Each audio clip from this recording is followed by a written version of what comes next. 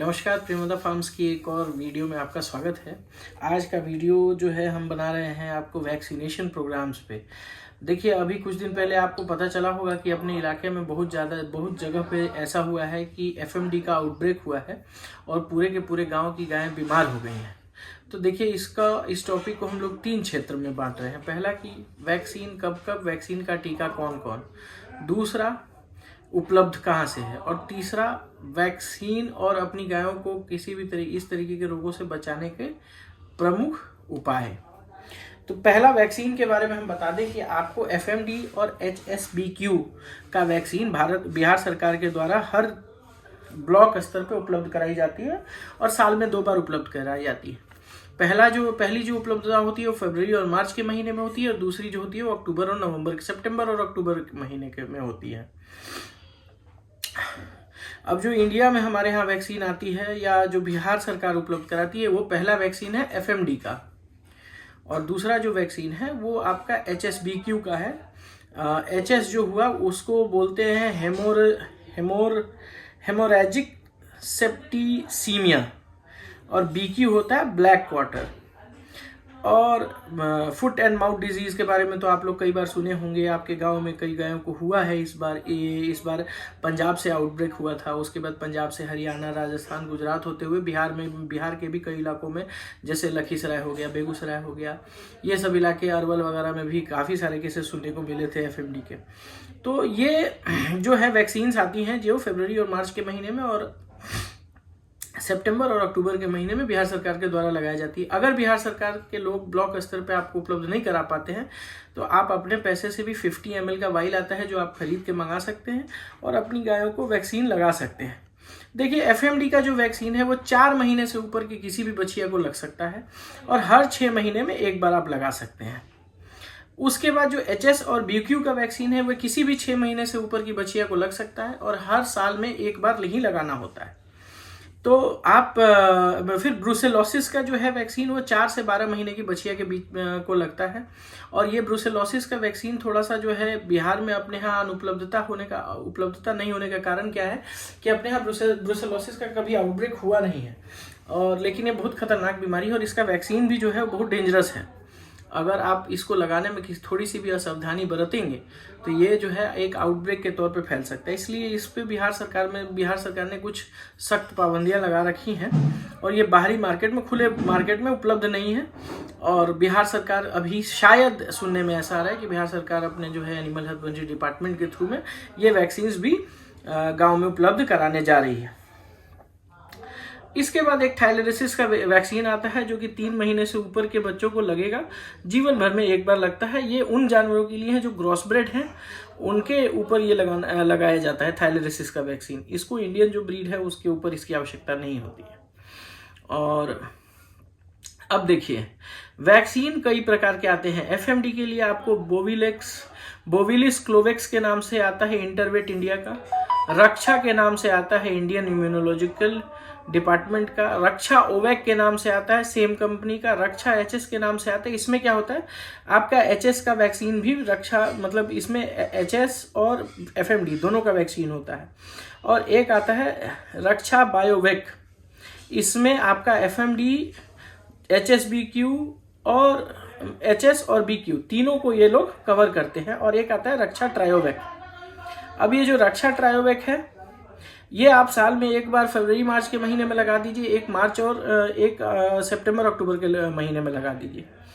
तो इससे क्या होगा कि आपका एफएमडी और एचएसबी को वैक्सीनेशन हो जाएगा आपकी गाय का, और ये एफएमडी का जो इस बार आउटब्रेक हुआ था उस जैसे बीमारी से आपका फार्म बच पाएगा। ठीक है, आपको वो घाटा नहीं होगा जो इन बीमारियों की वजह से होता है। और ब्रुसेलोसिस का देखिए, हम लोग भी ट्राई कर रहे हैं कि कहीं से अगर हम लोग व्यवस्था कर पाए तो आप लोग सबके लिए भी उपलब्ध करवाने में सक्षम हो पाएंगे। तो देखेंगे, जहां हम लोग को उपलब्धता अगर बनती है तो उसके बाद इस पर बात करेंगे। अब देखिए, बात आता है कि किस कैसे जानवर को हम लोग वैक्सीन लगा सकते हैं, क्या प्रेग्नेंट गायों को वैक्सीन लगाया जा सकता है या नहीं लगाया जा सकता है। देखिए, ये वैक्सीन जो है they are pregnancy safe, but 2 condition है। एक तो कि गाभिन होने के पहले 70 से 80 दिन में आप वैक्सीन मत लगाइए, और ब्याने के 60 से 70 दिन पहले तक वैक्सीन ना लगाएं। मतलब अगर ब्याने में 70 दिन से कम का समय रह गया तो वैक्सीन मत लगाइए। और अगर ब्याने में जो है मतलब गर्भ धारण किए हुए अभी 60 से 70 दिन नहीं हुआ है तो भी मत लगाइए। इन 2 कंडीशन से बचाना है, क्योंकि ये जो फर्स्ट ट्राइमेस्टर प्रेगनेंसी के और लास्ट जो ट्राइमेस्टर होता है 3 मास, 3 महीने को ट्राइमेस्टर बोलते हैं, तो पहले तिमाही और अंतिम के तिमाही में आप वैक्सीन से थोड़ा बचें। बीच के 3 से 6 महीने के बीच में आप वैक्सीन लगा सकते हैं। वो FMD का वैक्सीन हो या HSBQ का हो, उसको आप लगा सकते हैं अगर गाय 3 महीने से ऊपर की प्रेग्नेंट है तो। ठीक है। दूसरी चीज़ कि जब भी वैक्सीन लगाएं उस समय आपको ध्यान में रखने वाली बातें क्या है कि आपकी गाय किसी भी प्रकार के हीट स्ट्रेस में नहीं हो, उसको किसी भी प्रकार की कमजोरी या बीमारी नहीं होनी चाहिए। अगर वो गाय बीमार है तो उस गाय के पूर्णतः स्वस्थ होने तक आप रुकिए और उसके बाद ही उस गाय पे वैक्सीन एडमिनिस्ट्रेट कीजिए। अगर उसमें किसी भी प्रकार का आउटब्रेक वाले क्षेत्र में आप हैं और आपके यहाँ FMD हुआ है तो फिर आप वैक्सीन का प्रयोग न करें। अगर आपके यहाँ आउटब्रेक नहीं हुआ है और आप वैक्सीन लगा रहे हैं तो कुछ सावधानियां बरती जानी चाहिए। वैक्सीन को एक निश्चित तापमान के बीच में रखा जाता है, जो कि 2 डिग्री से 8 डिग्री के बीच में उसका तापमान में उसको रखना चाहिए वैक्सीन को। उसके बाद वैक्सीन जो है आपको वैक्सीन का जो सिरिंज होता है और वो होता है उसको डिस्पोज ऑफ अच्छे तरीके से करना चाहिए। ऐसा नहीं यत्र तत्र नहीं फेंकना चाहिए ताकि किसी भी प्रकार की आउटब्रेक की संभावना से बचा जा सके। अब आते हैं तीसरा पॉइंट हमारा कि हम इस तरीके की बीमारियों से कैसे बच सकते हैं। बचाव का सबसे अच्छा तरीका यह है कि आप अपनी गौशाला में, आप अपने डेयरी फार्म में बाहर के किसी भी व्यक्ति के आने को वर्जित कीजिए। और अगर कोई आते भी हैं या उनका आना अति आवश्यक भी है तो उनके पैरों को स्टरलाइज कराइए। उसको जो है आप जो भी पोटेशियम परमैंगनेट का पाउडर या किसी भी तरीके का पाउडर लगता है तो पाउडर बिछा करके रखिए कि आप इस पे आप एक बार पैर रखिए, उसके बाद ही आगे बढ़िए। उनके हाथ को अच्छे साबुन से धुलवाइए या अगर आपके यहाँ डिटॉल या सैनिटाइजर है तो उसका इस्तेमाल करवाइए। उसके बाद ही किसी को अपने गाय के गौशाला को छूने दीजिए या नाद के आसपास जाने दीजिए। वैसे तो कोशिश कीजिए कि किसी भी बाहरी आदमी को अपने गाय के नाद के आसपास न जाने दें। अपनी गायों को जो है किसी भी बाहरी व्यक्ति से बार बार छू छाप ना करवाएं। अगर डॉक्टर भी आते हैं तो डॉक्टर से भी इन सावधानियों को बरतने की आप फरमाइश करें कि आप कम से कम गाय को एआई करते समय या गाय की किसी भी बीमारी को चेक करते समय अपने हाथों को धोएं, हाथों में ग्लव्स का इस्तेमाल करें और जाने से पहले उन ग्लव्स को अच्छी तरीके से पैक करके एक उचित जगह पर रखें जहां से किसी भी तरीके की बीमारी के फैलने की आशंका न हो। तो ये कुछ सावधानियां हैं जो आपको लेकर के चलनी चाहिए अपने डेयरी फार्म में। अगर इस तरीके की सावधानियां आप नहीं बरतेंगे और आपके यहाँ FMD या HSBQ का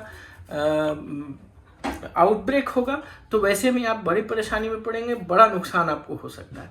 तो ये बातों का ध्यान रखिए कि वैक्सीनेशन समय पर लगे, उचित लगे और वैक्सीन को जो है अच्छी तरीके से वैक्सीन लगाने के बाद वैक्सीन के जो बचे हुए हैं अवशेष हैं उनको अच्छी तरीके से डिस्ट्रॉय किया जा सके ताकि वो वातावरण में फैलने की उनकी आशंका कम से कम हो सके।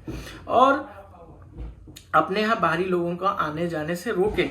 अगर नहीं रोकेंगे, आप घुलनशील और मिलनसार बन के रहेंगे तो ये बिजनेस आपके लिए लॉस का सौदा हो सकता है।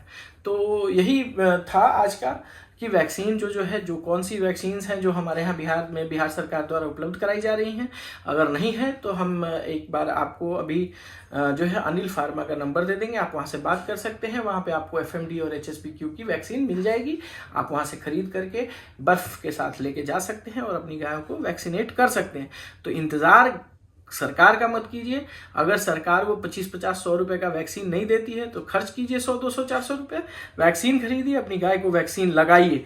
नहीं लगाएंगे तो जो इस साल लखीसराय में हुआ, बेगूसराय में हुआ, पंजाब में हुआ, हरियाणा में हुआ, गुजरात में हुआ, ये बार बार लौटेगा और लौटेगा, बड़ा नुकसान करके जाएगा। तो आपको इससे बचना है, आपको सावधानी बरतनी है इन सब चीज़ों के लिए ताकि आप किसी भी बड़े नुकसान से आगे बच सकिए। तो इसी के साथ इस एपिसोड को यहीं ख़त्म करते हैं। आज वैक्सीनेशन का था, चूँकि हमारे यहाँ जो है वैक्सीनेशन जो है अब हम लोग स्टार्ट करने जा रहे हैं। हमारे यहाँ 9-10 गाय प्रेग्नेंट है जो 45 से 60 दिन है, उनको हम लोग मार्च के पहले हफ्ते के बाद लगाएंगे ताकि वो सब 70 से 80 दिन की प्रेग्नेंट हो जाए। और उनके अलावा जो नॉन प्रेग्नेंट काउस हैं 4-5-6, उनको अब हम लगाना शुरू करेंगे हम लोग। तो यही चीज़ें हैं। और ये भी ध्यान रखने वाली बात है कि जो गाय अस्वस्थ है उस पर वैक्सीन नहीं लगाना है, इस बात को हमेशा ध्यान रखिएगा। और मेरे चैनल को लाइक, शेयर और सब्सक्राइब करें। धन्यवाद।